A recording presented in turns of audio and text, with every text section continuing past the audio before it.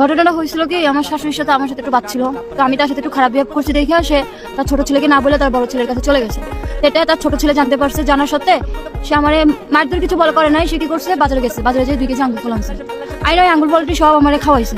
এখন তো ভাই ওই আঙ্গুর ফল খাইয়া তো আমার অবস্থা খারাপ। পরে আমি মেম্বারের কাছে বিচার দিলাম, এই ঘটছে আমার সাথে। আচ্ছা ভাই আপনি বলেন, ও যে কাজটা করছে, কাজটা কি ঠিক করছে ভাই? আমি যখন হাঁটতে পারতেছি না, বইতে পারতেছি না, প্রচুর ব্যথা করে। আচ্ছা, আমরা একটু ভাই আপনার কাছে জানি। ভাই আজানের সময় মিছে কথা কবল, আজান দিচ্ছে, সবাই আমরা মুসলমান। বিষয় হচ্ছে কি, মহিলা মানুষ ঘরের বউ হোক, তাকে যদি মারধর করি, চিল্লাচিল্লি করি, পাড়ার লোকজন শুনবি, অনেকেই অনেক খারাপ কথা করবে। আমার মাথায় এটা প্ল্যান আসলো, ওকে আমি ভাতে মারবো যাতে হাঁটতে না পারে। আর না হাঁটলে তো খাইতে পারবে না, খাইতে যখন পারবে না তখন বুঝবে যে মুরব্বীকে অসম্মান করার মানে জ্বালাটা কি, এটাও শাস্তি হয়। এই জন্যই কিংবা মূলত আপনি 2 কেজি আঙ্গুর ফল কিনে খাওয়াচ্ছেন, যে আঙ্গুর ফল খেলে তো মানুষের শরীর সাধারণত আমরা জানি কষা হয়ে যায়। কষা হইলে কি করবি, পিসাব পায়খানা সব বন্ধ হয়ে যাবে। আর যখন বন্ধ হয়ে যাবে তখন উঠতেও পারবে না, বসতেও পারবে না। ও বুঝবে যে শাস্তি কত প্রকারের আমি দিতে পারি।